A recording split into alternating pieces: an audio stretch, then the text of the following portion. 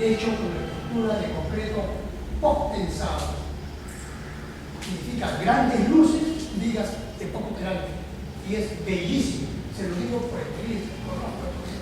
No es grande, es muy chico, pero es una obra arquitectónicamente muy bonita, muy atractiva y funcionalmente excelente. Por eso tiene el primer puesto, porque Argentina, Brasil, y todas esas pichiruchi, ¿no? Entonces tenemos muchas cosas buenas, tenemos unos paisajes que no lo ven en otro lugar.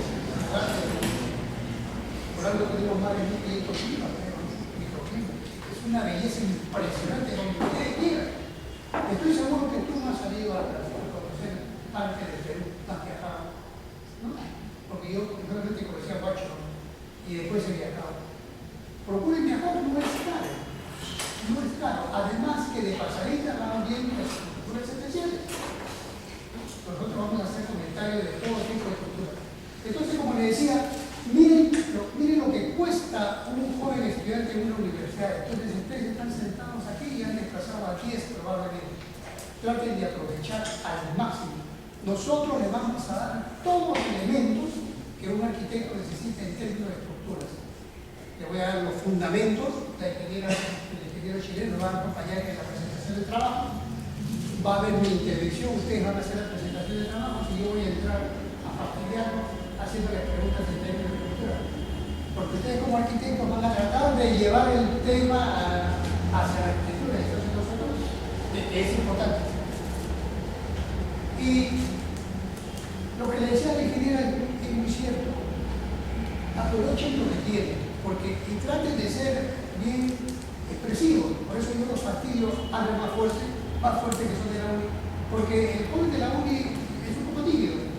En otras universidades, por ejemplo, les enseñan curso de gerencia. Entonces, cuando yo recibo un par de jóvenes, por ejemplo, una entrevista en la oficina, va el de la uni y de la uni. Y el otro está como gerente. ¿No? Pero pasan 15 o 20 días y se nota. Pues al final, el de la uni termina siendo jefe de otro. No porque sea bacán, sino porque están mejor entrenados. Y entonces, cuando yo les pregunto algo o me quieran preguntar, yo le he fastidiado a Marianela, ¿no?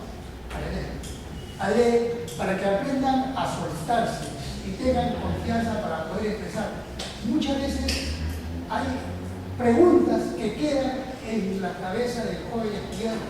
Yo te digo, soy estudiante, no parezca, la ingeniera también, no parezca. Hace cuando la uno se formaba recién.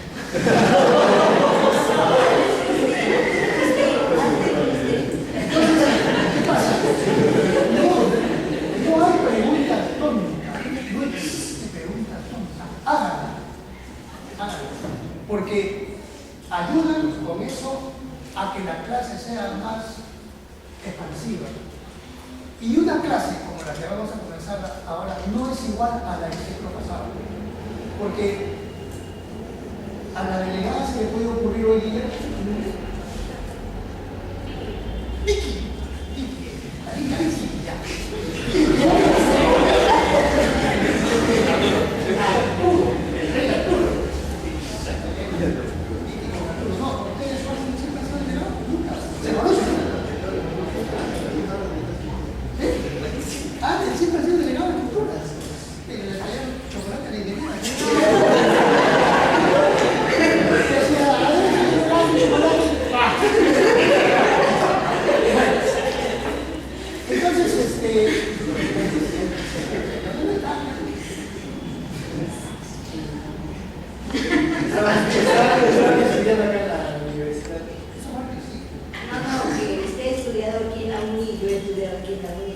Aunque no parezca.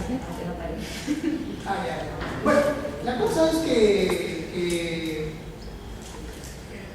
quiero que expresen las ideas porque muchas veces hay jóvenes que vienen a la clase y se me acercan, 5 o 6, y me digo, usted habló de tal cosa y yo quisiera que me explique por qué después, ¿por qué no me ha preguntado en el momento de la clase? Porque esto les va a interesar a todos. Por ejemplo, el otro día mi ingeniero me dice, ¿qué pasa? Oye, ese es otro. ¿Qué pasa? Me dice, si yo hablo en esta pared abro una puerta, algo muy común. En el Perú somos chichas en el sentido de comportamiento. Hay ingenieros que ya se está yendo ese criterio. Hay ingenieros que se crean arquitectos y andaban los surrealistas así de la quinca.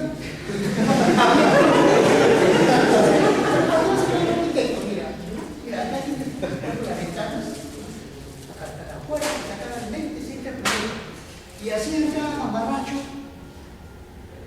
una ventana en ojiva de un estilo árabe, una ventana en forma de rueda de carreta de carro oeste, y fierro por un lado, el aluminio con forma de lente, es decir, gastado porque costaba un montón de plata, pero era un sancochado.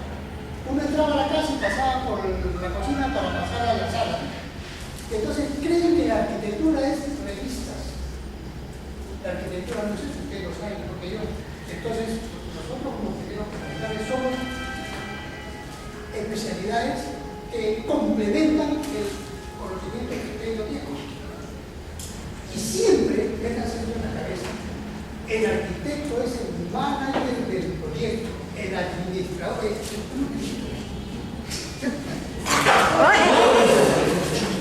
delegado.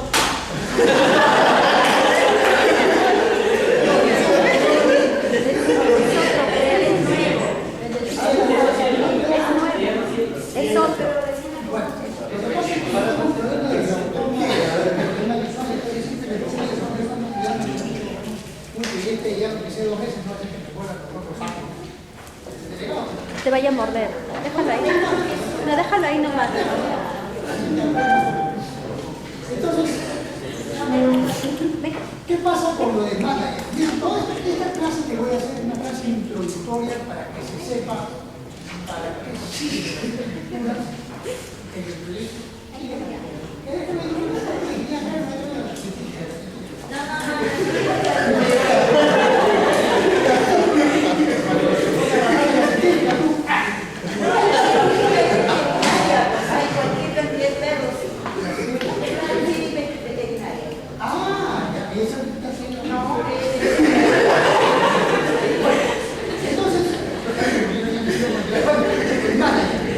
Les digo esto porque el proyecto sale de la idea que el arquitecto tiene luego de una reunión o muchas reuniones.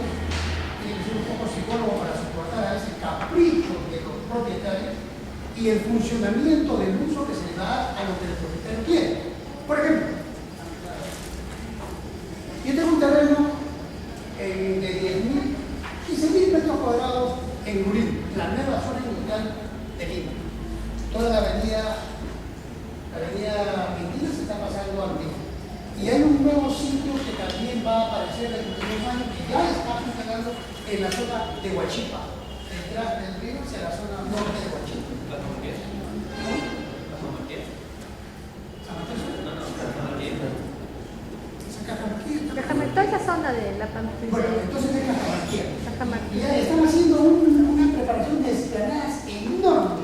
Entonces, por ejemplo, la IBM compra un terreno de 30.000 metros cuadrados, 3 hectáreas, y entonces pone sus oficinas, sus plantas. Ya no es como antes que se decía, las oficinas las tengo en el Peón de la Unión, la planta de despacho la tengo en la Avenida Argentina, y en el cargo de...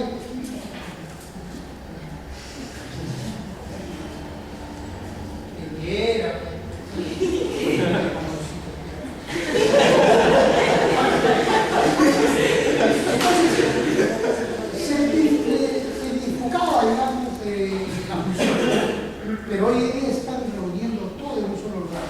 Por ejemplo, nosotros trabajamos en proyectos como nosotros. Entonces, una planta cualquiera tiene hoy día sus oficinas, sus almacenes, su zona de equipo y de procesamiento de materiales, su depósito.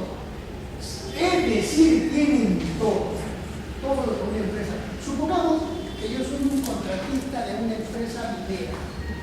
Un caso, yo hago trabajo para Yanacocha Rocha, Altamira, y les hago obras a ellos. Entonces, por lo tanto, yo tengo que tener equipo de ingeniería, tractores, amoladoras, perforadoras, etc. Eso tiene que tener dentro del ambiente un lugar donde haya la zona de mantenimiento de equipos o de procesamiento. ¿Correcto? No está la maquinaria, ahorita están los mecánicos, van a trabajar para mantener a mi equipo operativo. Después, necesito almacenar mi fierro, mi cemento, mi construcción, porque voy a estar esperando ir a comprar de a poquito. Tengo que tener un almacén ahí. Ya no quiero tener oficinas en Lima y las quiero tener ahí, de tal manera que cuando yo pide a los señores de Yanacocha, los llevo directamente a la oficina en Turín. Y tengo que tener una oficina, no lo voy a recibir en un almacén, tengo que tener una oficina muy presentable, con vidrios templados, con cualquier tipo de acabado muy moderno. Y después, hay una gente que trabaja con nosotros, porque los obreros simplemente no tienen la oportunidad de estudiar, pero son gente como nosotros. Por lo menos de personas trabajadoras. Y no es correcto que los ingenieros, que los arquitectos manden al personal, y ya no lo permite también la ley, antes de un abuso tremendo, a usar pues duchas y baños totalmente inaceptables. Entonces necesitan comedor, servicios higiénicos, y así hay una serie de variedades de funciones dentro de la planta de 15.000 metros cuadrados. Y la contrato a Vicky, y le digo, arquitecta Vicky, yo soy un operador de una empresa minera y necesito que me hagas un proyecto en un terreno de Junín. Entonces, lógicamente un joven estudiante de la universidad o un arquitecto que ya esté funcionando no sabe todo. No sabe todo. Y entonces le digo, ¿qué me propones? Tú como arquitecta me vas a proponer el funcionamiento de mi empresa, pero la quiero oficinas, quiero almacenes, quiero zona de mantenimiento, quiero patios de maniobra, quiero servicios higiénicos para que el personal, más o menos 150, pueda tener, digamos, disponibilidad de guardar su ropa y todo eso. Quiero un sistema de logística, un sistema de comunicación, quiero todo eso. Y entonces ella me dice, ¿y cómo funciona? Y yo le doy un planteamiento de cómo funciona, pero yo no soy arquitecto. Entonces yo le digo, bueno, mira, yo lo que te digo cuando llego esto a la oficina, me voy a la planta, me la gente, y entonces comienzan a ordenar. Eso lo saben hacer ustedes porque es su trabajo y es su profesión. El ordenamiento y el funcionamiento. Les cuento eso porque hace unos días, en un proyecto de una planta industrial característica que le estoy mencionando, el arquitecto le dijo a los propietarios, necesitamos un plan director. Entonces, se hizo un proyecto de las oficinas administrativas, un proyecto más o menos de 2.000 metros cuadrados, de 3 niveles, con materiales de losa colaborante, que se está pidiendo, parte de concreto del muro de concreto armado, parte con estructuras livianas, metálicas, o sea, toda una combinación, vidrio-templado, etc. Y resulta de que no hay un plan director. Esta empresa, no tiene sentido, ya está operando en una zona de Bolivia, en un terreno de 2 hectáreas que le queda chica, y se ha comprado un terreno de 15 hectáreas. Es una transnacional y tiene un terreno enorme. ¿Y qué han hecho? Un almacén, porque acá no entraba el Bolivia chico, y se dio el industrial, y acá han colocado sus depósitos, sus almacenes, sus calaminas, todo el material con que ellos trabajan. Y entonces dijeron, oye, ¿y ahora dónde comenzamos a funcionar? Bueno, acá tenemos un montón de equipo. Hicieron por acá. Pero cuando ya se quieren trasladar al nuevo local, y entonces mandaron a hacer el proyecto de 2.000 metros cuadrados de oficinas administrativas. Pero para eso hicieron el guachimán, el control, todo, y una pista interna que comunicaba los almacenes que ya habían hecho, la zona de comedor que ya habían hecho, la zona de mantenimiento, y había una pista. Y entonces el arquitecto dijo, bueno, vamos a hacer un cambio de todo para poder colocar las oficinas administrativas en el lugar correcto y una zona de acceso en el lugar correcto. No, así nomás. Diseñalo como si fuera una isla. Entonces diseñó las oficinas administrativas. 50 metros de área, 30 metros de área. 3 niveles. Y funcionaba. Y comenzaron a visitar. Y el terreno tenía entre la punta de la izquierda, allá al suelo, una altura de 8 metros con respecto a la punta de este terreno. O sea, una topografía inclinada. Entonces, cuando se habló de esto, me llamaron ahí para la de estructura, entonces yo dije, ¿dónde lo van a colocar? En esta zona. Por lo tanto, hay unos niveles. ¿Qué tipo de cimentación? Estudio de suelo. Entonces me trajeron un estudio de suelo donde el suelo era, y efectivamente lo vi en el terreno, un suelo de arena demasiada suelta, un muro de contención, porque va a haber desparamiento de arena. Y entonces, si esto lo introduzco en el suelo 1,50 m, necesito un muro de contención porque si no se llena de esponjas. Y si lo coloco en la parte superior, necesito un muro de contención para que no se deslice. Pero si el suelo en la capa superior es demasiado suelto, esto se va a mover como una mecedora en caso de un sismo. Las arenas en caso de un sismo se licúan. Eso se llama licuefacción de arena. Todo eso lo vamos a hacer. Todo lo que estoy comentando ahora lo vamos a hablar por partes en las clases. La licuefacción de arena significa que cuando se mueve el suelo arenoso por el sismo, los granitos de arena se desplazan uno contra otro y asemeja a un fluido. Imagínense ustedes construir algo sobre un fluido. Zapatas aisladas sobre un fluido se separan. Requieren un armazón inferior para dar una estabilidad. Puede ser platea de cimentación, viga de cimentación, todo eso lo vamos a ver en una parte del curso. Y entonces, los muros de protección también. Al final dije, bueno, si lo vamos a ubicar acá, el proyecto que hemos presentado está bien. Y le digo al arquitecto, oye, ¿lo alquilan? No sé, dijeron los dueños. Hemos pensado, así dijeron los dueños, que mejor lo vamos a poner acá. Y le dije, ¿qué es un plan director? Oye, un arquitecto, ¿y una pregunta? Y al día que ya con ellos. Entonces, ¿y por qué? No, porque la pista ya no la queremos tocar. Como no era una pista provisional, no es que pensamos dejarla ahí. Bueno, entonces, el proyecto yo no lo voy a cambiar. Hará unos terraplenes, pero como esa arena se puede desmoronar. Hará un terraplén y un mejoramiento del suelo para poner plantas y otras cosas que puedan estabilizar el suelo. A la semana, no, ya no va a ser, ahora va a ser 10 metros más allá. Pero hay un proyecto que otro ingeniero había hecho sobre aire acondicionado. El aire acondicionado tiene muchas variedades. Ustedes seguramente van a llevar un curso.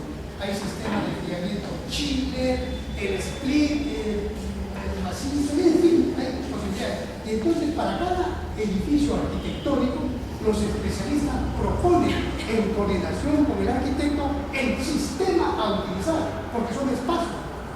Y entonces, yo no puedo decir después que está el proyecto donde está sentada Marianela, y yo estoy acá a 10 metros, desde allí tienen una serie de tuberías de acondicionamiento de aire para actividades administrativas. No puedo decir mañana, ¿saben qué? Lo vamos a poner justo donde está medido. Entonces, cuando una tubería o un ducto se alarga demasiado, tiene unas dimensiones, hay un rozamiento, hay una presión, cambia el proyecto. Entonces, miren ustedes cómo puede un proyecto, un solo proyecto, ubicado en diferentes sitios, generar una serie de cambios. Entonces, el arquitecto es el que genera la idea. Lógicamente tiene que saber algo de aire acondicionado, algo de estructuras, algo de instalaciones eléctricas, de sanitaria, ahora de estudio de suelo, aparte de que como arquitecto ver por dónde sale el sol, por dónde sale el viento y todas esas cosas, ustedes saben. Y entonces el conocimiento del arquitecto de ahora es mucho más profundo que hace 40 años, en la época en que estaba pues, de Corbusier y de todos ellos, una arquitectura totalmente diferente. Cada vez se complica más. Hasta hace 15 años en Lima, que dicho sea de paso, Lima se está convirtiendo en una ciudad cosmopolita, ya estamos en los edificios de 40 pisos. En Sudamérica, Chile tiene un edificio de 60, un edificio de 60 pisos. Perú ya va camino a eso, a diseño de edificios de concreto armado de 60 pisos. Cambia todo, porque tenemos una población que sobrepasa los 10 millones de habitantes en Lima, que es una ciudad tremendamente congestionados. Todos los días, todos los días se ven problemas de tráfico, es una cosa terrible. Se pierden millones de horas hombres en trasladarse. En la oficina, en Chorrillos, hay jóvenes que viven Caraballo. de piedra. Caraballo. ¿Cuánto te demoras en venir? 2 horas y media. 2 horas y media. Y 2 horas y media para regresar. O sea, tú sales de madrugada y llegas a la... Así es. ¿Y cómo haces? Me veo en el metropolitano, que es más rápido, pero tú es una cola de 1 hora para subir al metropolitano. Oye, ¿por qué no te pones una bicicleta? Puedes llegar más rápido. Y es verdad, hay algunos que vienen de los olivos a la Videna, un sobrino mío que es ingeniero, y viene en bicicleta. Lo que antes me consideraba 1 hora y media, lo hace en 1 hora, se ahorra media hora. Entonces, imagínense cuántas horas hombres productivas, porque si ustedes pudieran venir en el metropolitano diseñando en esas 2 horas, diseñando un plano chévere, ¿no? Que puedan bajar el tablero, música, mis audífonos y pantalla, y van diseñando ahí. Se aprovechan a 2 montón, pero no, vienen más bien, por ejemplo, la pobre ventana. Porque los muchachos son tremendos y los carros vienen apretadísimos, vienen atrás, es muy fácil, ¿no? Entonces, se pierden, el Perú pierde mucho dinero en eso. Y tenemos un alcalde arquitecto que es la muerte, ha cambiado ya la tecnología de ingeniería. Ya no es, ahora ya todo lo que se viene abajo, ahora se ha clasificado en 2, desplomar y caer. Antes era destrucción, ahora se llama caer. Entonces, es una burla de inteligencia de todas las personas que alcanza un nivel de toda la porcentaje de ustedes. Entonces, el arquitecto tiene que dar la idea y aprender de todo para poder llevar adelante. Y cuando se sientan en mesa de reuniones, esto les digo ahora por experiencia para que vayan saliendo. A la hora que se sientan en una mesa de reunión, está el propietario, el inversionista, grandes mesas, el ingeniero civil, el estructural, si es que hay algún auxiliar o auxiliar, el ingeniero constructor, con su ingeniero residente, el arquitecto, su asistente, el mecánico, el electromecánico, el de gas, el eléctrico, el sanitario, es decir, se juntan 8 o 10 personas alrededor de un proyecto y el propietario evidentemente es. Y entonces agarra y dice, Vicky, yo por ejemplo, Vicky le digo, he revisado tu anteproyecto porque están recién en el proceso de diseño y mira, hay una parte en que tu columna va a ser demasiado experta y va a tener un problema de bandeo. Y tú le has puesto una columna de 8 metros de alto por 20 centímetros. ¡Pam, pam! ¿Cómo es que es una impresión? Cuando lo hacemos aquí abajo, ¿qué hacemos? ¿Qué hacemos con el bandeo? Bueno, no sé. No sé. El sanitario, arquitecta Vicky, tenemos una cisterna de agua contra incendio para sprinkler, para mangueras y para consumo doméstico, y necesito 2 cisternas. Una es 100 metros cúbicos y otra es de 20 metros cúbicos. ¿Dónde la colocamos? Porque usted ha hecho un sótano ahí. Bueno, no sé. En la primera media hora, el dueño dice, saquen a Vicky y la suelten por ahí. ¡Chao, Vicky! Porque no ha habido una solución. Entonces, Vicky tiene que aprender, por eso somos cursos sanitarias, eléctricas. No va a ser experta en ningún curso, porque pues, ella es experta en arquitectura. Ya es bastante con todo eso, con todos los talleres que nos torturan a ustedes. Yo tengo un hijo que ya es arquitecto, que ha estudiado en la fama, ha terminado hace más de 5 años. Y yo me acuerdo que lo veía, siempre dijo, yo por ejemplo, yo más de 20 años acá estudiando en esta facultad. Caminan como son. ¿Tú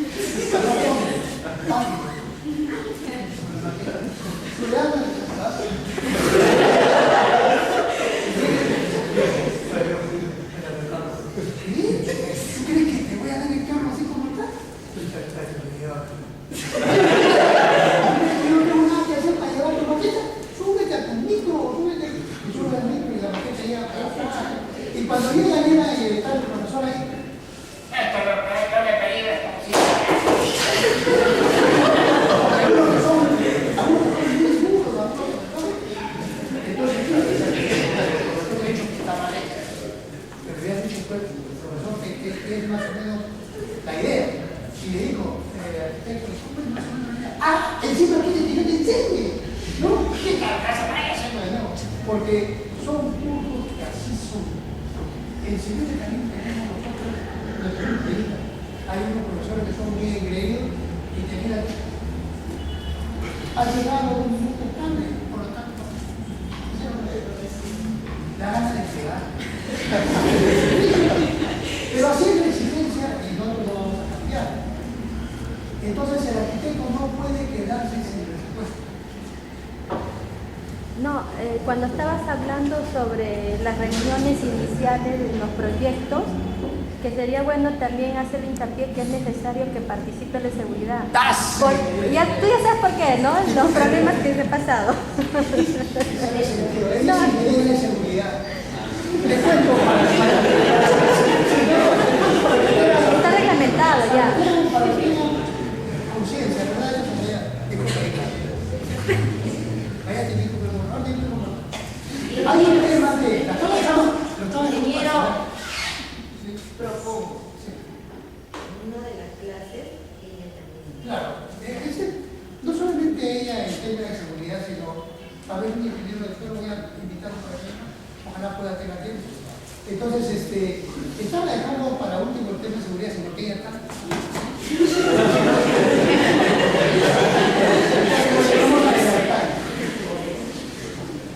Tamina y Anacocha, por ejemplo, o Altamira, quieren hacer, necesitan en los proyectos pues, arquitectónicos, ¿no? Quieren hacer algo como que estoy conversando con Vicky, una obra de ampliación para guardar camiones de alto tonelaje, ¿no? Cuando uno va a Altamira, cuando uno va por la carretera como se va a Huaraz, hay lo que se llama un grupo de camiones que lleva una liebre adelante, ¿no? Es ¿cómo le llaman? Liebre. ¿Cómo? Convoy. Un convoy.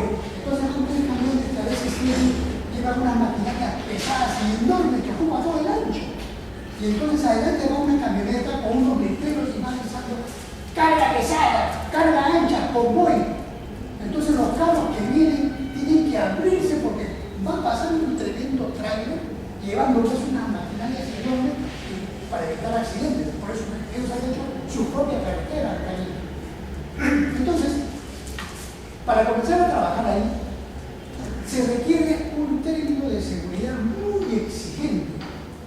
Por ejemplo, no sé si alguna vez, ¿tú has usado una palabra otra vez? Para hacer un grito a la pared.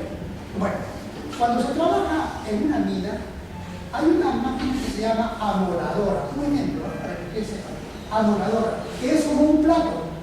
Es un taladro que se coge por acá, se coge con una manija y es como un plato y sirve para pulir. ¿Correcto? Pesa más o menos entre 20 y 25 kilos. Fuertísimo. Y trabaja a una velocidad de 5.000, 6.000 RPM, revoluciones por minuto. Quiere decir que tiene un torque. ¿Qué cosa es un torque? Un torque es un momento dinámico. Ya vamos a hacer en cuenta, a ver, por ejemplo, el elevado. Estira tu brazo. Miren, ¿no? María Elena. Pon un poquito de tu fuerza. Acá, aquí un machazo. Mire, ella va a aplicar un momento flector. Con todo tu fuerza.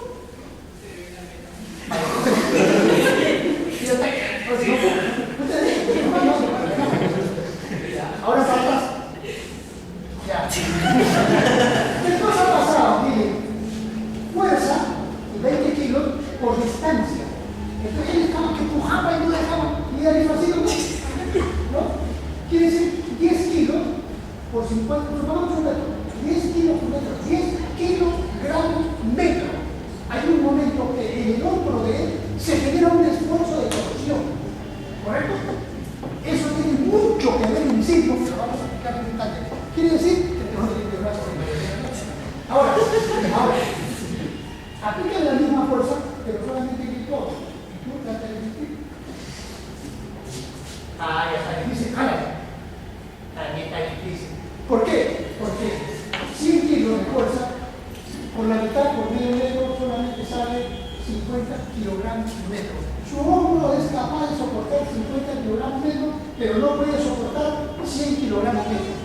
Entonces, el momento flector no es otra cosa que fuerza por distancia, y es un fenómeno terrible en las acciones dinámicas, cuando hay dinámica. Entonces, los motores, un motor que gira, tiene un radio, dependiendo del diámetro del disco, tiene un radio o un diámetro, y cuando gira, tiene una velocidad tangencial, ¿correcto? Aparte de una velocidad angular, ustedes han llevado eso en física para principiantes. Y entonces, cuanto más grande es el radio, mayor velocidad tangencial hay. Y si hay mayor velocidad tangencial y hay una fuerza actuando ahí, fuerza por velocidad, o sea, masa por velocidad, cantidad de movimiento, destrucción total. ¿Qué quiere decir eso? Que un plato girando y una máquina grande y pesada de 25 kilos, en el momento que ustedes cogen una amoladora, la cogen así, para poder pulir, para hacer el pulido, simplemente el momento dinámico o el torque es tan fuerte que le rompe la muñeca. Y hay casos terribles. Entonces, ¿qué hace Antamina? Si ella lleva personal de obra, yo dejo que entren a la obra, comienza a operar su técnico con una amoladora y se rompe la muñeca, yo le tengo que pagar 20 primeros días a ese obrero, porque le rompí la muñeca. Luego se encargará Vicky de pagarle el resto de días. ¿Correcto? Entonces, tiene que ser un obrero especialista en manejo de amoladoras. Y entonces, terminan los trabajadores de amoladoras horizontales. Terminaron de pulir toda una plataforma horizontal. Y luego viene una columna metálica. Y el obrero, para no quedarse sin trabajo, dice: yo también uso amoladoras verticales, porque no le pasó nada en horizontal. Y viene y levanta y se le rompe la otra mano. ¿Por qué? Porque el torque y la carga es tan grande que tienes que ser especialista en cada cosa. En una anécdota que ella me contaba, va así del Perú y lleva unas vigas enormes metálicas que son vigas industriales. No me acuerdo de esto, pero por ejemplo, 10 metros de largo, 1 metro de alto, esa viga pesaba pues 4 toneladas por lo menos. Se levanta con una grúa, con un cable de acero que se llama estrobo. Y entonces los obreros en la parte alta de la estructura metálica del edificio estaban esperando que llegue la viga para acomodarla, jalarla, como cuando llegue el concreto con una bomba. Y en ese momento ella le dice al ingeniero constructor, o sea, a otro especialista: ¿han revisado el estrobo? Déjame trabajar. Como dicen los ambulantes: estoy trabajando, señor, déjame trabajar. Hay normas para trabajar. Ese es el problema de un país que no es budista, que no sabe respetar las normas, a diferencia de un país de primer mundo que sí las respeta. Eso tenemos que aprender nosotros a respetar las normas, porque de capacidad, de conocimiento y inteligencia somos iguales. Un peruano no tiene nada que envidiarle a un inglés, a un francés, a un alemán, nada, porque el conocimiento es generalizado hoy en día, más aún con las redes sociales. Por eso, un día se va a una tienda, por ejemplo, a Alemania, y de repente salen los periódicos: arquitecta peruana gana el concurso europeo. ¿Qué? ¿Maravilla? Porque el poder intelectual es universal. Entonces, pero le dice al ingeniero: le van a usar el estrobo. Déjame trabajar. Y en ese instante se sueltan unos cablecitos de estrobo, porque el estrobo es una trenza de acero. Se soltó y el estrobo cayó 15 centímetros. Pero esos 15 centímetros produjo un pivoteo en la viga. ¿Se imaginan ustedes una viga aquí, que yo la estoy esperando, y pivotea 30 centímetros? Simplemente le rompió la costilla, creo que a más de 3 personas. ¿No rompió? ¿No mató? No. Bueno, entonces el mismo trabajo. Otra obra, no sé por qué nunca me ha pasado eso. Bueno, entonces se soltó el estrobo y le produjo una. ¿Se imaginan ustedes una viga de 4 toneladas que ya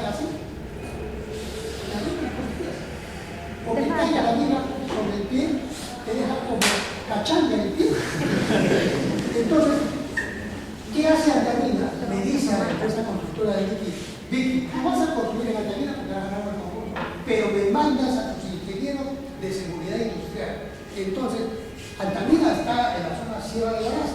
Entonces, los ingenieros de seguridad de Antamina bajan a Huaraz, ¿no? a un centro de convenciones, y Vicky manda a su ingeniera industrial y a su equipo a Huaraz. Y ahí se reúnen, se jalan los pelos, se harán esa y hacen una auditoría con el plan de seguridad. Si mi ingeniero de Antamina no le aprueba la ingeniería de seguridad de Vicky, su plan de seguridad no trabaja. Así de simple, porque yo no voy a permitir que en Antamina que venga gente que la primera semana se accidente y yo tenga que pagarle. Pierdo mucho dinero y soy mi empresa. Aparte de que ese hombre corre el riesgo de morir, que deja una familia desaparada. Entonces, es muy exigente en las empresas modernas de que hay un tema de seguridad, de control del dueño, para eso tiene su representante, y del constructor, que tiene su representante. Una vez aprobado eso, recién le dice, muy bien, suba lo que va a construir. Y por supuesto, sube lo que va a construir y manda un representante de seguridad. Por eso que hoy en día, en todas las obras, en estas reuniones, también hay un ingeniero de seguridad. Yo me refiero, por ejemplo, en los proyectos, acuérdate del último caso de los almacenes, cuando diseñan. Eso lo vas a hacer cuando te invitemos a hacer. Ella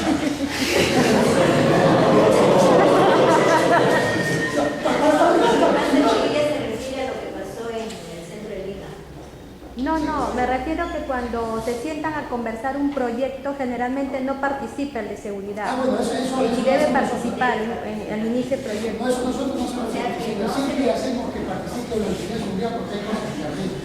En los trabajos, por ejemplo, de estructura que nosotros hacemos lo que se llama evaluación estructural, que está muy en moda hoy en día. Entonces, viene el Kevin, así como Kevin Conde.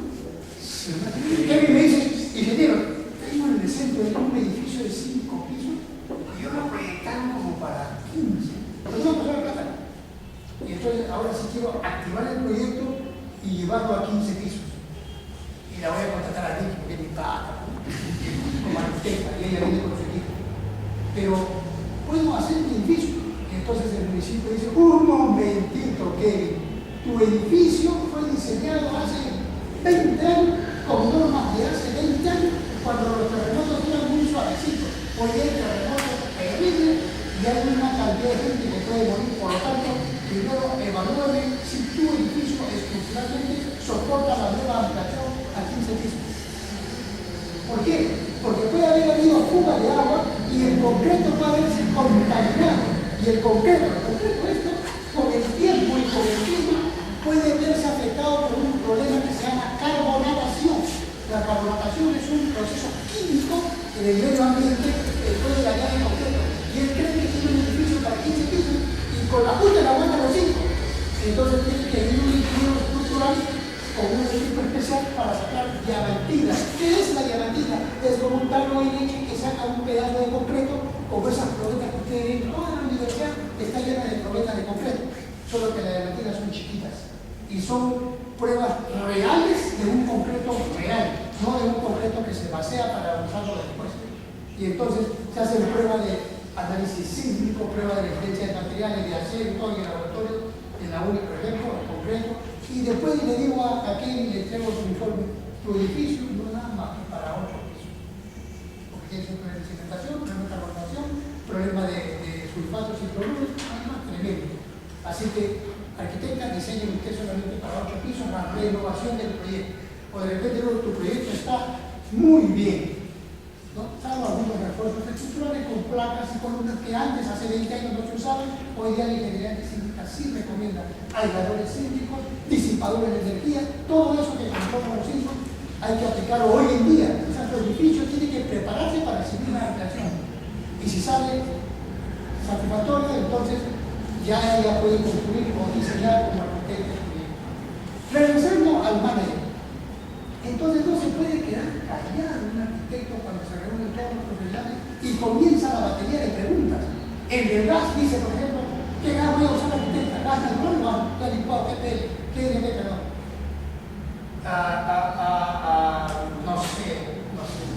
Arquitecta, ¿va a estar en la azotea? ¿Va a estar en su vestido?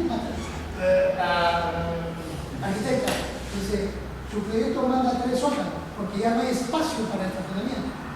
Sí, y entonces yo le digo, ¿va a ser por pantalla o calzadura? Bueno, ¿sabe qué? David, por favor, que venga, ¿cómo te llamas?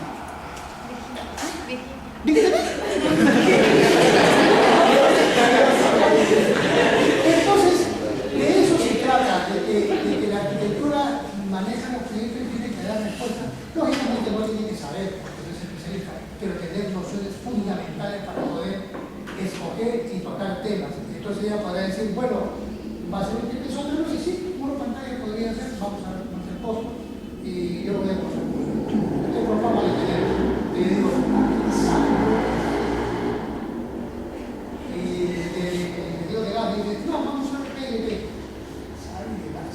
tienes nociones fundamentales. Y es importante esa coordinación porque yo he visto, personalmente se lo cuento por experiencia, para entender, de que se hizo un proyecto de gas licuado en un edificio de 18 pisos en Miraflores, una zona donde un departamento te cuesta $400.000, $500.000, han subido una barbaridad. Porque así cuesta, es el mercado. Es como Messi que por pasar la pelota pagan $800 millones, es una exageración. Todo sube. Hoy en día el costo de vida de Chile, por ejemplo, yo creo que Chile, porque hay un arquitecto que es amigo y conversamos, el costo de vida de Chile estaba 3 veces más caro que el costo de vida. Entonces acá comprábamos nosotros un taco nos costaba pues 10 soles y ya nos costaba como 3. Hoy día ya está pues el taco de Perú en 22. Además de que más rico que ¿no? Entonces se están liberando los costos de los países que mejor están. Perú, Chile, Colombia, México, están económicamente mejor. Los demás están mal, realmente mal. Por eso que pobre Venezuela es un tema muy aparte.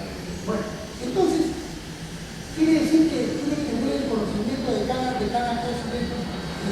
Nosotros vamos a contribuir en el tema que es.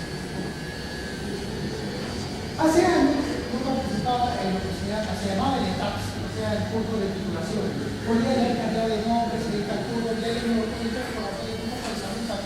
entonces se ha modificado. Y cuando llegamos en el curso de tal, eran 2 ingenieros y eran más o menos como 60 tesistas. En el patrón de Miraflores, yo estaba clase de supervisión de obras de Miraflores. Ustedes se enteraban de eso porque hace los 5 años que ya existe el patrón de Miraflores. Entonces llegamos y el ingeniero me sacó la vuelta para hacer la vuelta. Y al final terminé con 50 tesistas dándole una charla. Y cuando termino me dicen los alumnos, ingeniero, ahora sepa qué sirve la ingeniería civil. Pues él había salido de la U y no sabía para qué servía la ingeniería civil. Creía que la universidad le había puesto una trampita que no saca. No, la ingeniería civil es porque hoy en día hay una responsabilidad el sismo de existencia desde los arquitectos y a los ingenieros civiles, porque ustedes proponen la forma de licitación, ustedes proponen el edificio a usar, por lo tanto ustedes proponen el material, y si proponen el material tienen que saber qué pasa con ese material en términos de resistencia y de estabilidad estructural. Entonces, no pueden decir, no sé. Entonces, cuando yo le voy a hacer mi plan de industrial, le digo a ella, ¿y de qué me voy a hacer la oficina? Yo le pido el libro titulado de concreto armado, porque quiero una oficina que sea presentable, quiero un plan director, porque no quiero que me muevan los edificios, quiero saber para poder pedir un crédito bancario, porque ya se maneja mucho el crédito bancario, para poder ir avanzando en mi obra. Y entonces le digo, ¿y dónde vas a colocar mis almacenes? Entonces ella me dice, tal sitio, ¿de qué lo vas a hacer?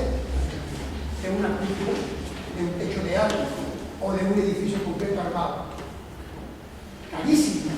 Entonces tiene que hacerme ella una propuesta como arquitecto. Me dirá, las oficinas van a ser de concreto armado, con vidrio templado, con ascensores, todo lo que tú quieras. Y las zonas de almacenaje van a ser unas coberturas semicilíndricas que son de techos de agua, livianas, con calamina. Muy bien. Y la zona de mantenimiento, no, eso tiene que ser una estructura también liviana, pero cerrada para evitar fuga de ingresos, de ruido y todas esas cosas. Y los baños, ¿también te compete más? No, eso va a ser una estructura de diferente albañilería, confinada, armada, etc.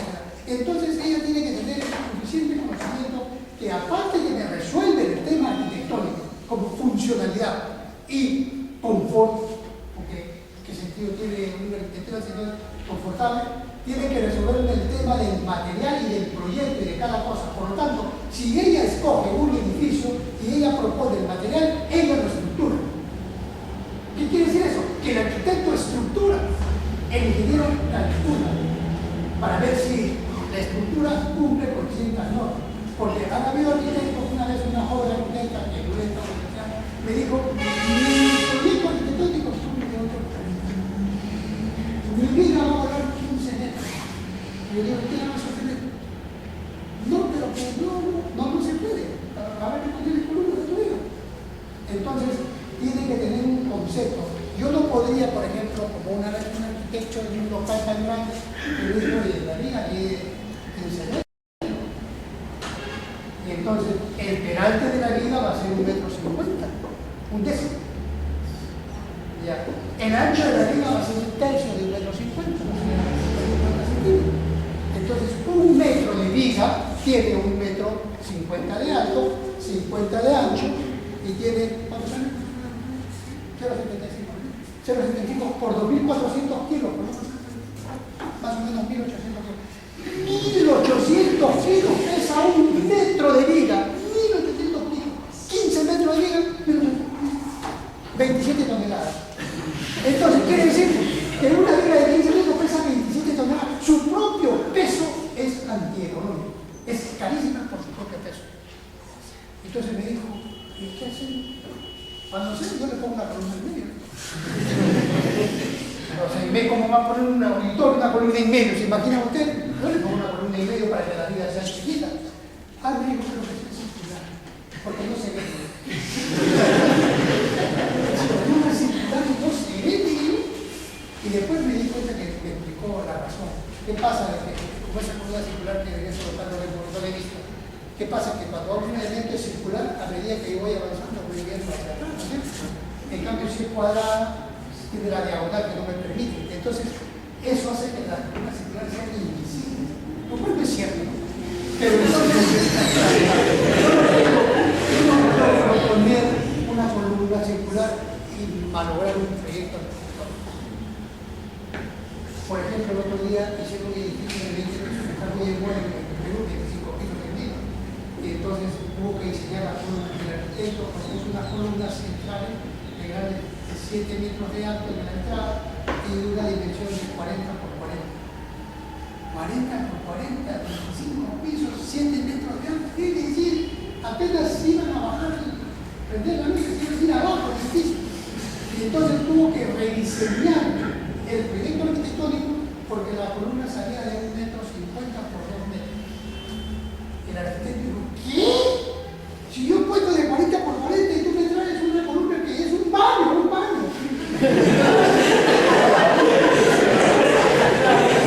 Estaba mal propuesta la Entonces, ustedes no pueden pasarse meses discutiendo un anteproyecto con un propietario, porque hay cada propietario discutiendo, ellos tienen la idea y ustedes tienen que orientar y llevarle a una idea feliz de lo que ellos quieren. Y entonces, una vez que han peleado con el dueño, terminan cansadísimos. Bueno, ya tienen por fin, terminaron el anteproyecto. Viene el ingeniero civil, pues por si acaso en esta puerta va a poner una columna. No hay columna, solo una columna. Y allá también ya sale tan bien. No, pero si quieres circular. Ustedes tienen que ir proponiendo dimensiones. Para eso estamos nosotros aquí. Entonces nosotros vamos a enseñar descripciones. El curso está básicamente marcado en 3 partes. 1. ¿Qué hace una fuerza sísmica dentro del cuerpo del edificio? O sea, por ejemplo, usted quedó acá, ¿correcto? El trabajo, yo les he dicho que el edificio, la cantidad del piso la va a dar usted y el área. Entonces, tomen nota. Edificio de saco de curva, edificio de 25 pisos. Área. Porque después se están preguntando. Sí, claro, queda. Acá lo pongo. Un edificio de 25 pisos. Área por piso, 800 metros cuadrados. Nada más. ¿Cuántos metros cuadrados? Por piso. ¿Escucharon? 800 metros cuadrados, 25 pisos, no más, menos. Porque después está... Sí, bueno.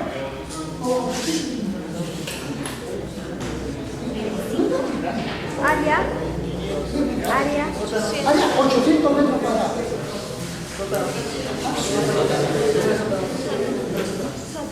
Cuatro zonas. Mínimo. 4. 800 metros cuadrados, 25 pisos, cuatro zonas. 4 o sea, Estructuras, sistema dual. Sistema dual. Ya van a saber qué es un sistema dual, si ya lo saben, ya saben qué es un sistema dual. ¿No? nada más. Eso es lo que la próxima semana lo tiene que crear. Uso médico. Puede ser clínica, puede ser un hospital, uso de una clínica médica. ¿De verdad? ¿De 25 pisos? Los ciclos anteriores ustedes habían dejado opción a que ellos ya, clínica, 25 pisos 25 pisos. para uso médico. Para uso médico. Ubicación. No, usted no va a quedar.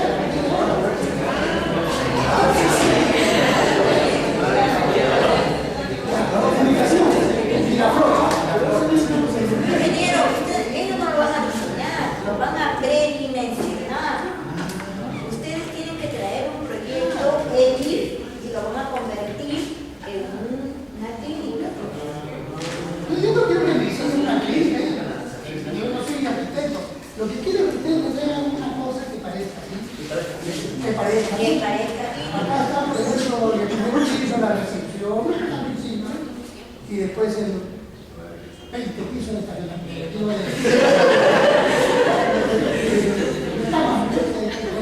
consultorio médico, 2 pisos de consultorio médico, el resto puede ser hospitalización, por ejemplo, y después arriba, no sé, biblioteca. Laboratorio. No, yo no sé. Puede ser tranquilo si tiene que ir a un médico, no interesa. De tal manera, hay una fórmula general.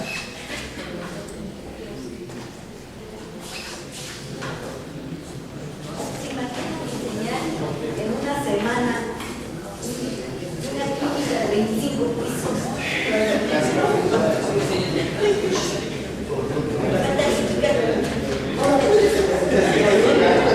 Puede parecer un 25 pisos, pero no porque nosotros estamos viendo ya a un desarrollo vertical. Como digo, ya bien se está yendo en aquí, 40 pisos, ya pasa. En la avenida Javier Prado hay una zona de más de 30 pisos, va camino hacia eso. Entonces, ¿qué ocurre? En Estados Unidos, por ejemplo, ahora en Uruguay, en los países de desarrollo, la China, hay edificaciones que sobrepasan los 100 pico de pisos, sobrepasan los 300 metros. Y entonces, hay problemas de tiempo.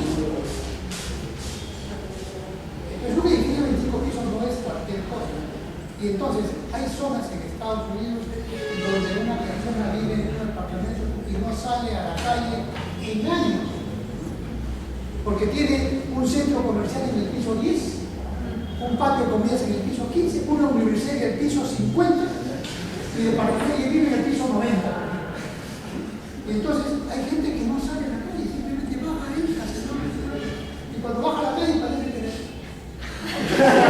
mira que digo de provincia, alguien me dice, es más que años, pues eso sí, entonces, pero es una realidad, las grandes ciudades cosmopolitas tienden a eso. Entonces, no puede sorprender que un edificio pueda ser dedicado a una clínica o hospital, ¿no? Con tantas necesidades que hay ahora, oftalmología, estomatología, patología, y todo.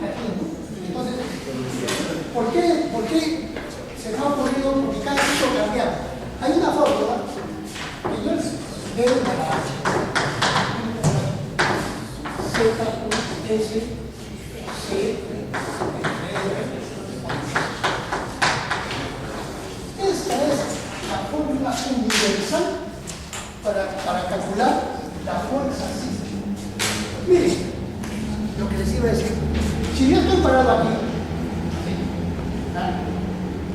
Estoy fuerte acá parado acá.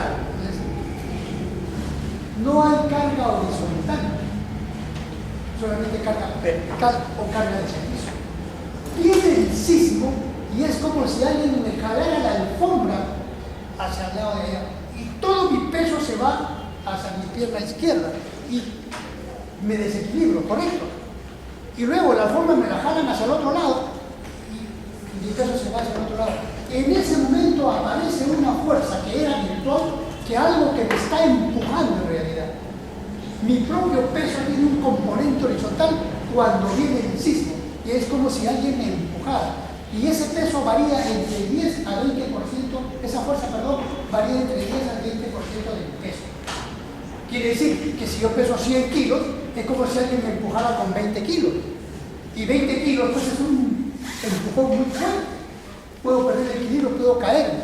Es más, a veces ocurre que nosotros estamos parados y alguien viene y nos hace la famosa broma de golpearnos la rodilla por la parte de atrás.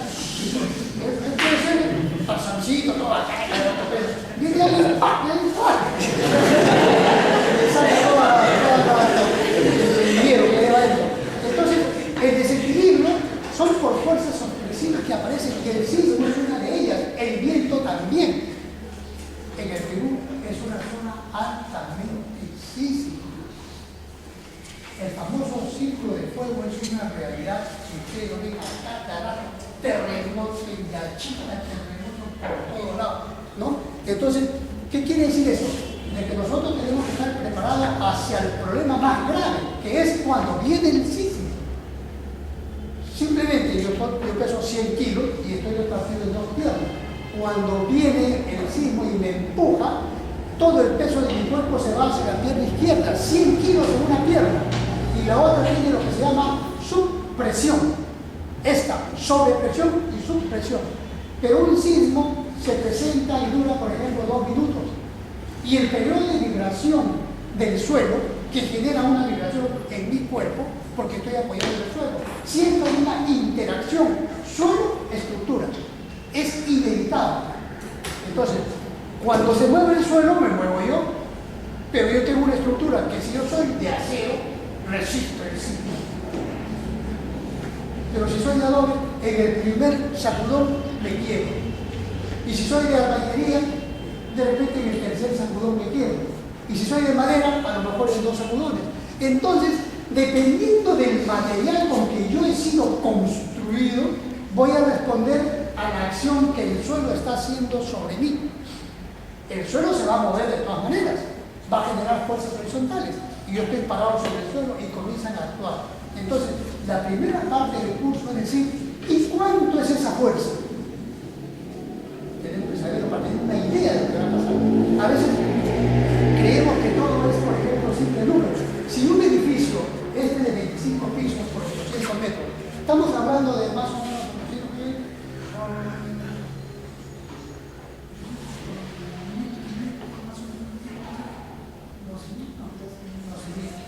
toneladas, por 25 pisos como 300.000 toneladas. Ese edificio pesa como 300.000 toneladas, con todas las cargas sísmicas, dinámicas, moblado, equipado, con los pisos, con los techos, apagado, todo. El 10%, supongamos, Miraflores del suelo, 10%, 30.000 toneladas, ¿no? Es un número fuertísimo. Ustedes se imaginan un tráiler que pesa 50 toneladas, cargado de 3.000 bolsas de cemento que pesan 15 toneladas, son 65 toneladas, ¿correcto? ¿Se imaginan que ese tráiler choca contra una pared o lo que ha pasado, ese accidente tan triste que ha habido ayer, que ha chocado contra una combi? Hay un tema de masa por velocidad. Si yo le digo al delegado, WhatsApp.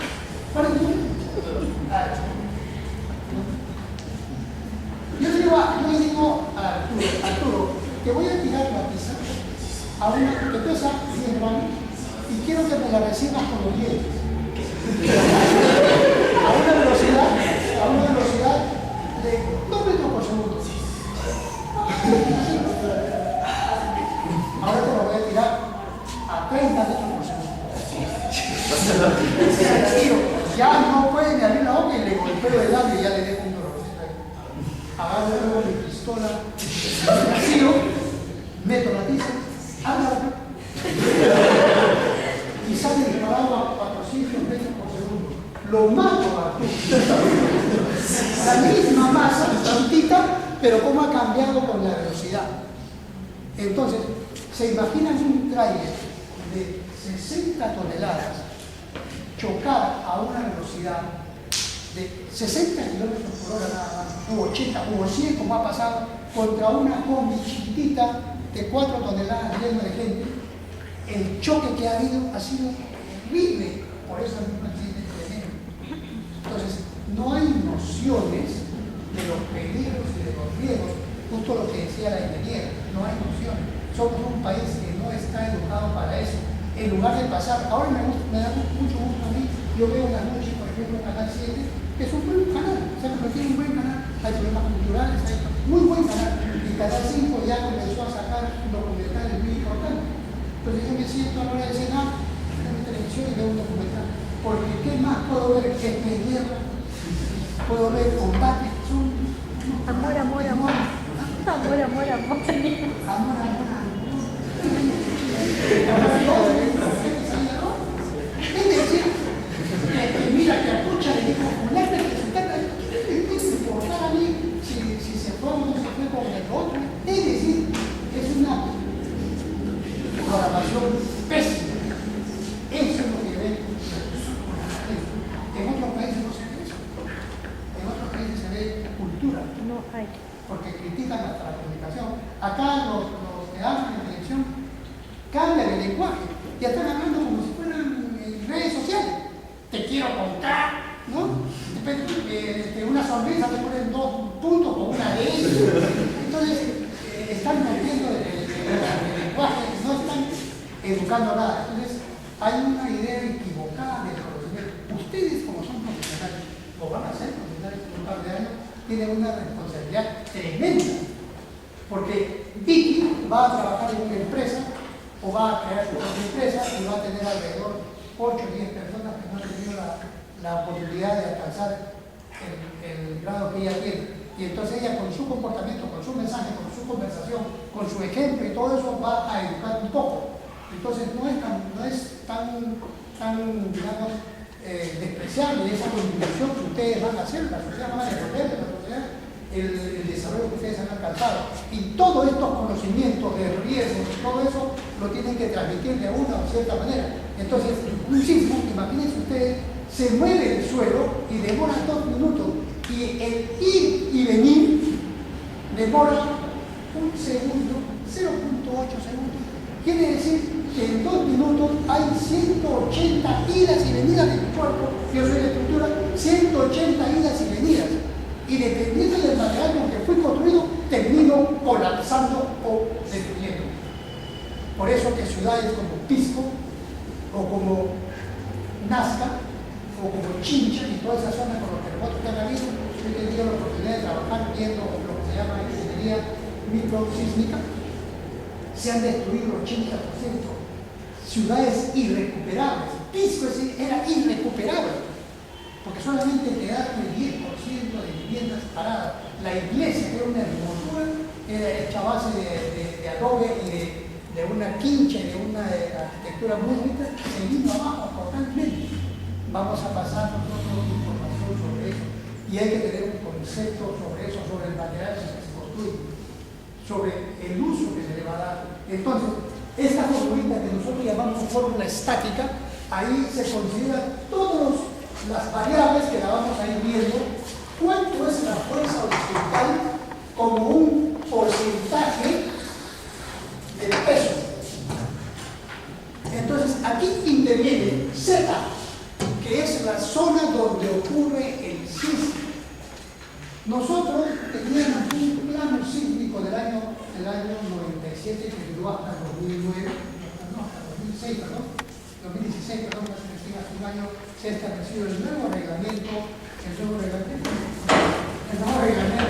de integridad antisísmica. Entonces, se consideraba solamente 3 zonas: costa, sierra y selva. Entonces decía, la costa está al lado de grieta, una falla geológica, mucho sismo, ¿no?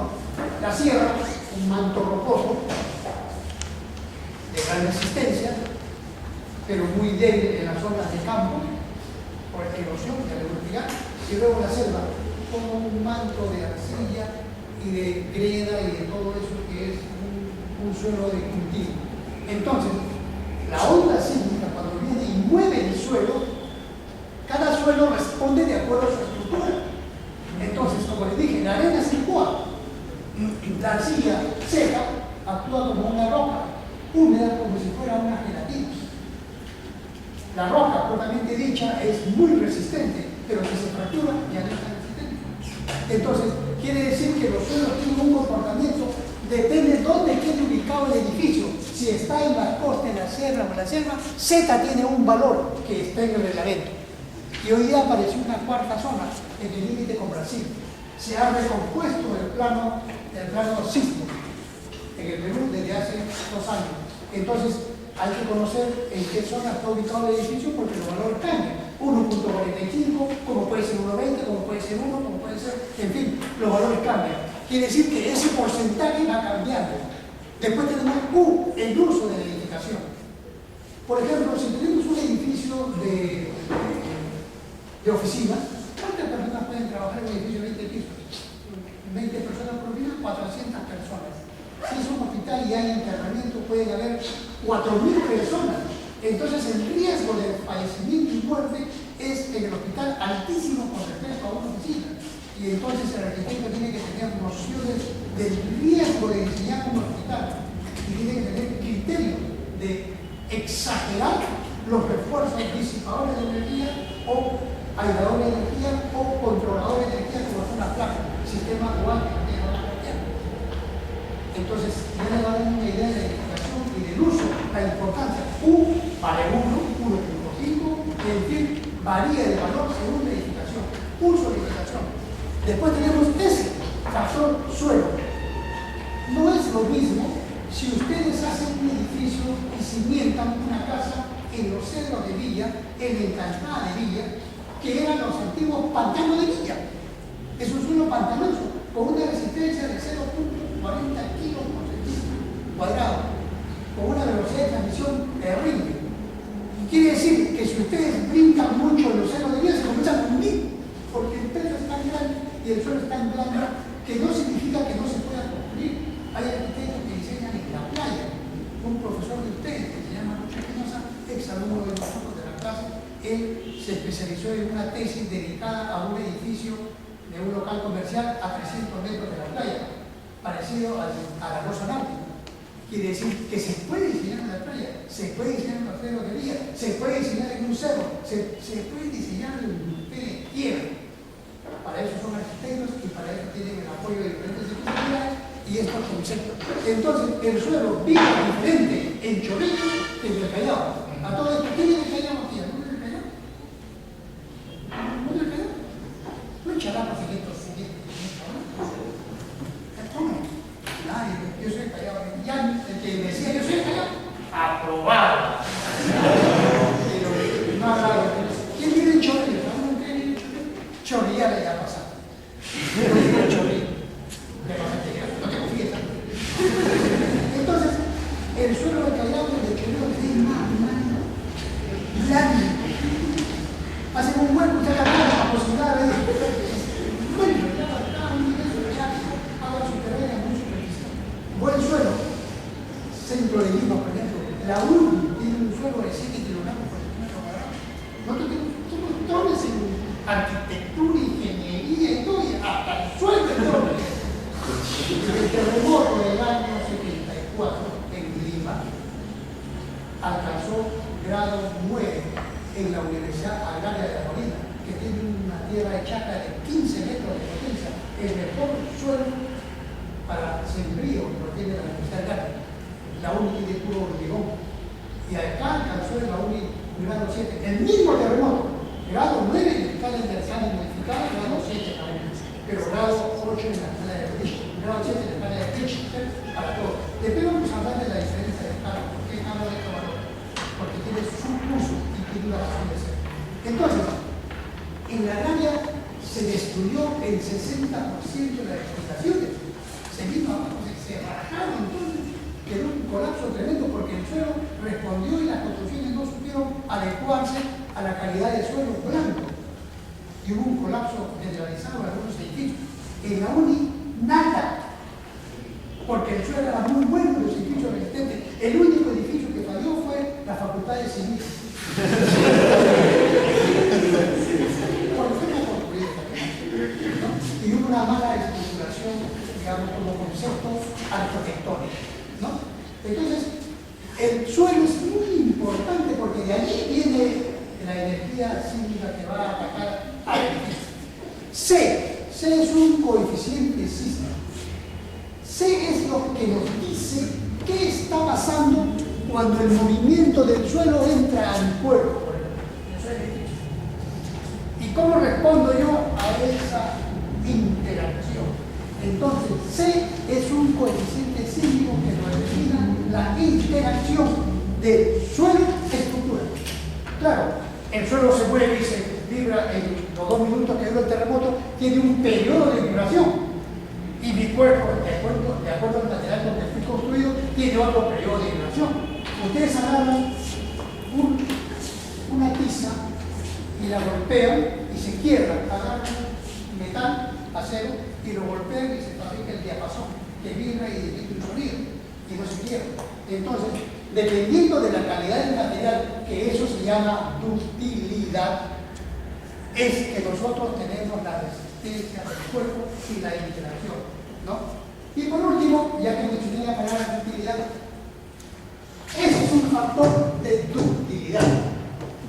Ustedes, que seguramente ya han ido a una obra, han visto cuando desencojan una columna, ¿no? Y quedan algunos alambres ahí, ¿no? El encofrado. Entonces el maestro le dice al obrero, oye, quémame esos alambres. Y el obrero comienza a hacer esto, hasta que no se tapa, siempre el alambre. Pregunto, si en vez de alambre fuera tiza, ¿cuántos dobleces me aguanta? Ninguno. Quedaría. Si fuera madera, quizás 2. Entonces, los materiales tienen diferentes respuestas a esos movimientos y sobre todo cuando llegan a un estado plástico. ¿Qué cosa es el estado plástico? Por ejemplo, el material puede comportarse en un estado elástico. Una liga, por ejemplo. Saco una liga, la estiro, suelto la liga y regresa a su estado original. Una pelota, aprieto, la suelto y regresa a su estado original. Está un comportamiento en un estado elástico. Cojan una torta y aprieten, ya no regresa. Pasó a un estado plástico de deformación. Entonces, el alambre se va a romper porque cuando lo doblo, ya no regresó, se quedó doblado hacia abajo. Lo vuelvo a doblar hacia arriba y quedó. O sea, lo estoy llevando al estado plástico, cuando ya no regresa. Y tanto llevarlo al estado plástico, voy deformando su estructura molecular hasta que termino por reventarlo y desaparecer. Entonces, quiere decir que los materiales con que se construyen, al momento que se están moviendo con un sismo, se están sometiendo a deformaciones. Y a deformaciones ya en el estado plástico. Sobrepasan valores del estado plástico. Y algún material como una estructura metálica responde mejor en el estado plástico. Mientras que el adobe, que también es un material de construcción, no responde muy bien y en la primera vibración se quiebra. Por eso que una construcción de adobe, tenemos una pared aquí y otra pared acá. Cuando viene el sismo comienza el golpeteo de una pared contra otra. Se llama efecto punzón. Y una vez que una pared de adobe golpea a la otra, se separan en la parte de arriba. Al separarse en la parte de arriba, quedan libres las dos paredes de adobe. Y al quedar libres, se pueden caer donde sea. Eso ocasionó la tragedia del sismo del año 70 en la zona de Yungay, en la zona de Huaraz. Quienes hayan viajado a esa zona o conozcan el lugar, se dan cuenta que las calles son angostas, que tenían los pueblos antiguos 6 metros, 8 metros solamente de ancho, por el frío. Y las paredes eran de adobe de 60 centímetros de ancho, por el frío, ¿no? Y tenían una altura de 5 o 6 metros, inclusive tenían un altillo con madera.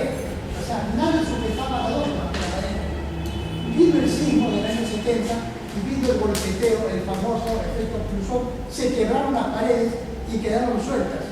Y una vez que quedan sueltas, el mismo proceso de inflación, porque duró 2 minutos y pico del terremoto, entonces las paredes se voltearon y se cayeron, porque no tenían resistencia, no tenían nada que lo soporte. Y daba lo mismo salir a la calle o quedarse adentro. Porque en una calle de 6 metros de ancho, 2 paredes te aplastaban. Dentro de tu casa te aplastaban. O sea, era una cosa terrible el proceso constructivo a consecuencia de un sismo. Hoy en día el reglamento dice, no se puede construir casa de adobe de más de 4 metros. Y el pared tiene un grosor de tal. Y tiene que haber uniones, no se puede poner columnas en una esquina como en una albañilería confinada que coloca columnas. No se puede colocar, porque la columna de concreto armado no es compatible con el adobe. Se separa. Entonces, se han inventado desde que nosotros éramos estudiantes infinidad de metodologías para darle resistencia al adobe. Suelo cemento, asfalto con arena, asfalto solo con la tierra con cemento, suelos. Es decir, una variedad tremenda. Hoy día la Católica inventaron hace como unos 10 años una especie de un pañuelo que se coloca encima con una malla precolada, o sea, una malla con un concreto liviano, de tal manera que sabemos que se va a romper el adobe, pero este pañuelo de concreto por lo menos no deja que se caiga. Da la oportunidad que uno puede evacuar, la casa queda totalmente destruida, pero no colapsa. Entonces, el adobe tiene una forma de construirse diferente al ladrillo. Ahora ustedes no pueden decir, ingeniero, pero que no se construye con adobe.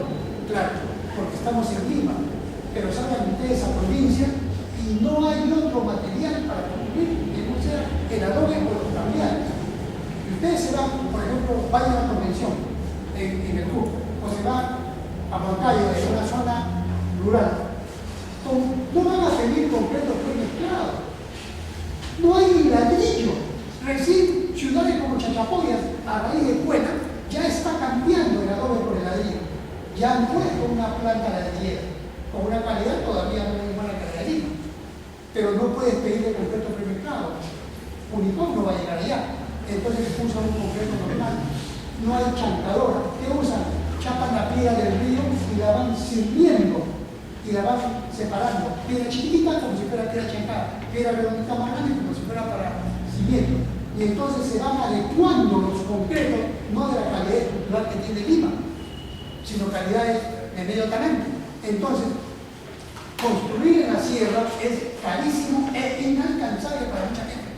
¿Qué hace la gente que ha aprendido a vivir? Hace sus chacras en el lecho del río y construye sus casas en la zona de roca. Porque ya saben ellos, por intuición, que construir en el lecho del río, dicen, suelo blando, porque el lecho del río es un suelo blando, aunque la sierra sea un suelo rocoso. Son depósitos aluvionales que son de arena, de tierra hecha, suelo blando. Y si yo construyo con una casa de adobe, que también es blanda, imagínense, suelo blando, construcción blanda, resonancia sísmica, destrucción total. ¿Cómo sabemos de resonancia? Nosotros hemos estudiado resonancia en física, omega t más cuadrado más es decir, hay toda una fórmula física y matemática que le demuestra lo que es la resonancia. Una forma de resonancia bien conocida. Por ejemplo, cuando Vicky era niña, se ponía ahí y se ponía la otra Vicky, se ponía al otro lado. Y ellas con una soga y comenzaban a mover la soga. Si la movían la soga, cada uno como le daba la gana, la soga estaba ahí, pero cuando ellas entraban en ritmo, cuando las dos al mismo tiempo comenzaban a mover la soga con bastante armonía en el compás, en el tiempo, ¿no? En el periodo, en la frecuencia, que es lo mismo, y entonces la soga comenzaba a formar un arco. Y las dos comenzaban a seguir y el arco seguía creciendo. Y venía el delegado, sus patas y saltaban. O sea, había una resonancia entre la vibración de la muñeca de ella y la vibración de la otra Vicky, compañera. Y entonces el movimiento de la soga iba creciendo a medida que había resonancia, concordancia de periodos de vibración. Eso lo sabemos porque si hacemos una gráfica, nosotros podemos tener un periodo de vibración de una onda y periodo de vibración de ondas menores. Y miren, en estos puntos entra la resonancia, coincidencia de periodo de inflación de ondas. ¿Y qué pasa? Si las periodos de inflación coinciden, crecen los desplazamientos. En Estados Unidos había un puente colgante. Vino un temporal, porque allá hay mucho temporal, huracanes, todas esas cosas. Y entonces vino el huracán y dejó al puente vibrando. Y todo el mundo dijo, no pasen los carros no pasaron. Y el puente siguió vibrando hasta que más o menos se detuvo. Visualmente el puente estaba estable, pero en la realidad no, estaba micro vibración, imperceptible. Y todos creyeron, ya pueden pasar los carros. Abrió mi puente y pasó un Volkswagen, escarabajo. Y el escarabajo que ya tenía el escarabajo tiene su propia vibración. Y resulta que entre el escarabajo y el puente entraron en coincidencia. Y comenzaron y el puente comenzó a vibrar y se destruyó. No sé si no pasó por el puente hasta allá, pero bueno. Entonces, quiere decir que cuando hay resonancia de ondas, se puede producir el incremento de los desplazamientos. En un edificio, ustedes pueden construir placas de concreto armado, ascensor, y por allá 4 columnitas con tremendo ventanales, porque dicen es un lugar comercial, y ponen sus columnitas. Cuando viene el sismo atraviesa todo el edificio y hace mover todo el edificio. Y una columnita que la hayamos diseñado allá para que soporte el vidrio solamente, recibe el impacto del sismo como fuerza horizontal y como fuerza vertical también, y hace que esa columnita que estaba diseñada para recibir 20 toneladas termine recibiendo 10 veces más, o sea, 200 toneladas. Simplemente esa columnita que estaba allá suelta se destroza. Y una vez que se destrozan las columnitas, se destrozan los techos y ya queda solamente impacto lo que son las placas. Eso se llama, vamos a hacer una demostración cómo se desplaza. Necesito un joven fuerte, resista. A ver.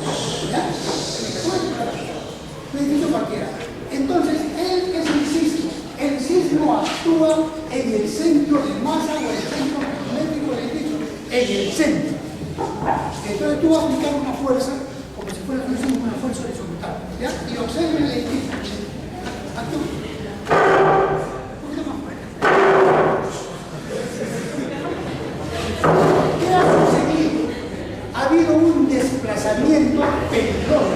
Si estado en el suelo se hubieran roto las patas por el gran desplazamiento, no había nada que lo restrinja el movimiento, ¿correcto? Ahora, ellas dos van a ser como si fuera una placa de concreto, sistema dual. Venga la otra acá. Van a coger este grado como si fuera suyo, así se van a dar.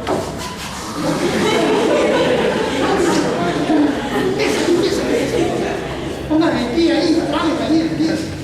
Ahora el signo, otra vez actúa, signo. En el centro.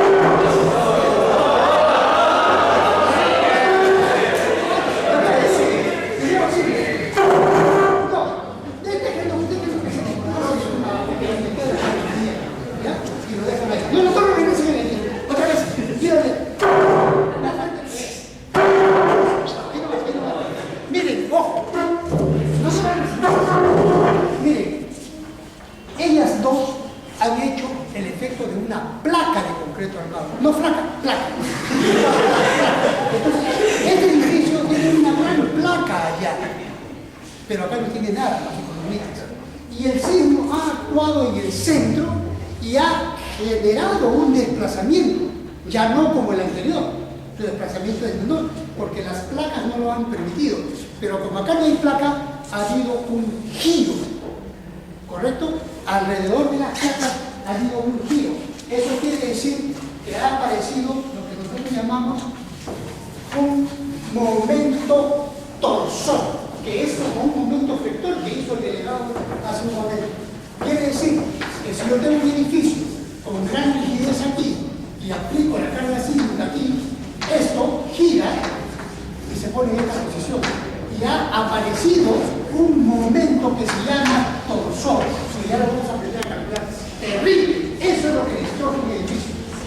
Entonces, ustedes como son arquitectos de la U dicen, las placas están mal puestas.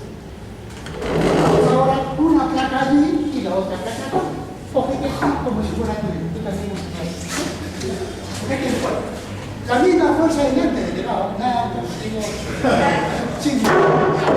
Otra. Este es un edificio antisísmico.